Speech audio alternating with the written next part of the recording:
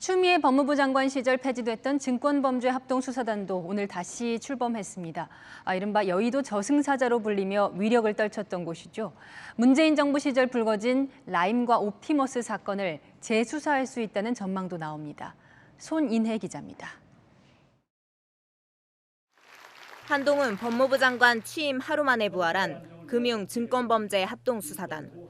추미애 전 장관이 지난 2020년 폐지한 지 2년 4개월 만입니다.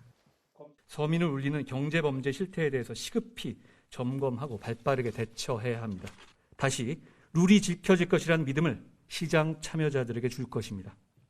검사와 수사관, 금감원 직원 등 총 48명이 참여하는데 검사의 경우 수사협력단 시절 5명에서 7명으로 늘려 직접 수사 기능을 강화했습니다.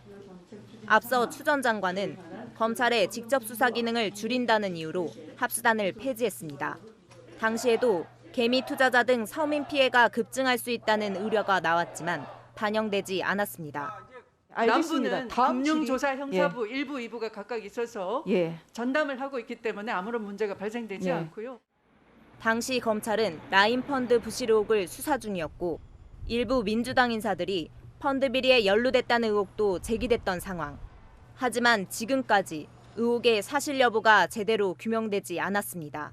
합수단 폐지가 당시 여권으로 향하는 수사를 차단하기 위한 것 아니냐는 의혹도 제기됐습니다. 이 때문에 부활한 합수단에서 라임과 옵티머스 펀드 의혹을 재수사할 가능성이 제기됩니다.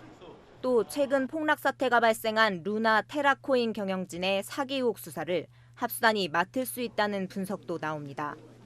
채널A 뉴스 손인혜입니다.